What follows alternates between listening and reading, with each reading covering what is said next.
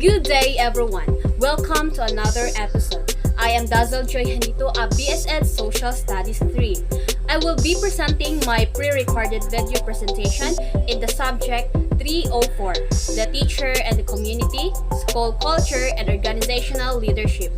The topic that I will discuss today is all about the Deped organizational structure that is based on Republic Act No. 9155, the National, Division, and School.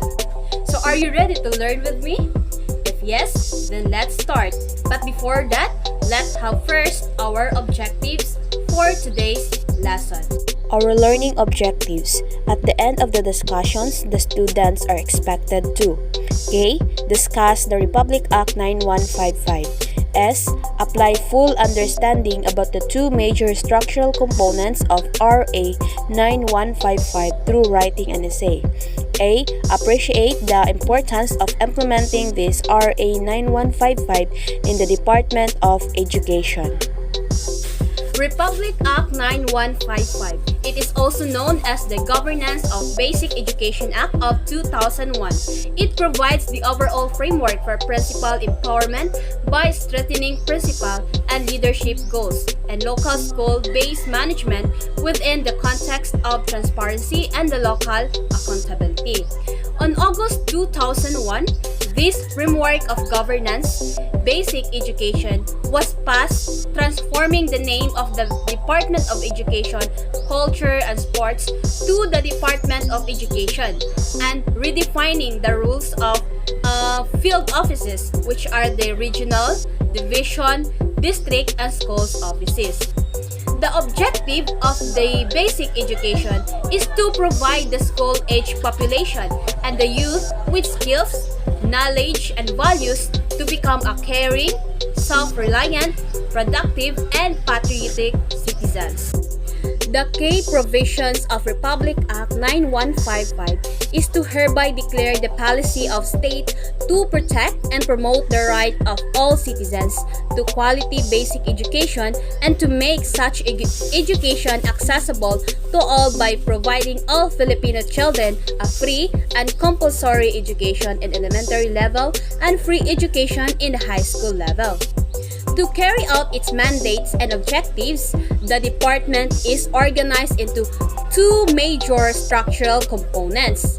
So the first one is the central office. The central office, it maintains the overall administration of the basic education at the national level. What is the main function of central office? In essence, central office staff become learning leaders who are responsible for facilitating professional development, decisions at individual schools, and coordinating efforts between and among schools to maximize resources and efforts without diluting the individual needs and interests of the schools. The second major structural components is the field offices. So the field offices, they are responsible for the regional and local coordination and administration of the department's mandates. So the RA 9155, or the Governance of Basic Education Act of 2001, it provides that the department should have no more than 4 undersecretaries and 4 assistant secretaries with at least one undersecretary and 1 assistant secretary who are career service officers chosen among the staff of the department. RA 9155 Section 2 Declaration of Policy. It states by offering all Philippine children a free and mandatory elementary education as well as free high school education. The state is now committed or declared to be committed to safeguarding and promoting all citizens' rights to quality basic education and ensuring that such education is accessible to all. The school shall be the heart of formal education. Why? Because it is where the children learn. The schools shall have a single aim of providing a best possible basic education for all learners. The governance of basic education shall begin at the national level. It is yes or no? Yes, it should begin at the national level since the national is typically a whole country that is presented. Section 7, Powers, Duties, and Functions. The Secretary of the Department of Education shall exercise overall authority and supervision over the operations of the department. Under this section are the following. First one is the national level. The national level, in addition to his or her powers under existing laws, the Secretary of Education shall have authority, accountability, and responsibility for the following.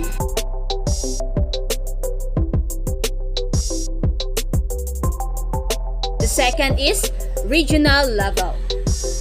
There shall be as many regional offices as may be provided by the law.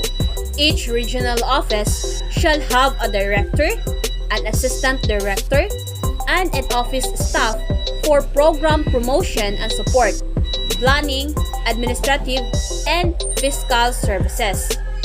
Consistent with the national education policies, plans, and standards, the regional director shall have an authority, accountability, and responsibility for the following. The third one is the division level.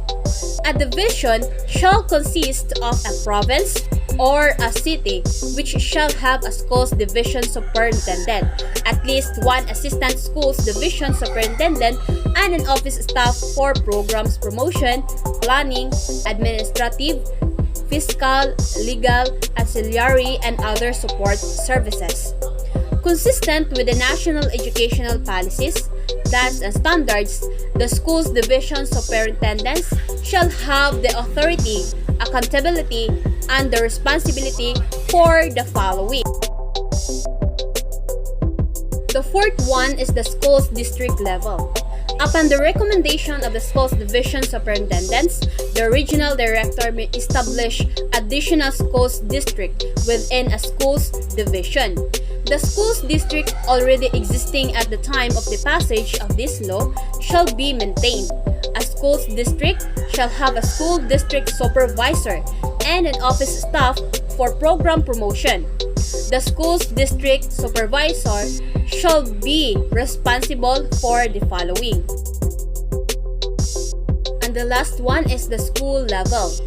There shall be a school head for all public elementary schools and public high schools or a cluster thereof. The establishment of integrated schools from existing public elementary and public high schools shall be encouraged to the following. So the school head, who may be assisted by the assistant school head, shall be both an instructional leader and administrative manager. The school head shall form a team with the school teachers, learning facilitators for delivery of quality educational programs, projects, and services. A core of non-teaching staff shall handle the school's administrative, fiscal, and auxiliary services. Consistent with the national educational policies, plans, and standards, the school heads shall have authority, accountability, and responsibility for the following. That's the end of my pre-recorded video presentation. I hope you learned everything about what I have discussed today. Thank you and God bless everyone. Bye!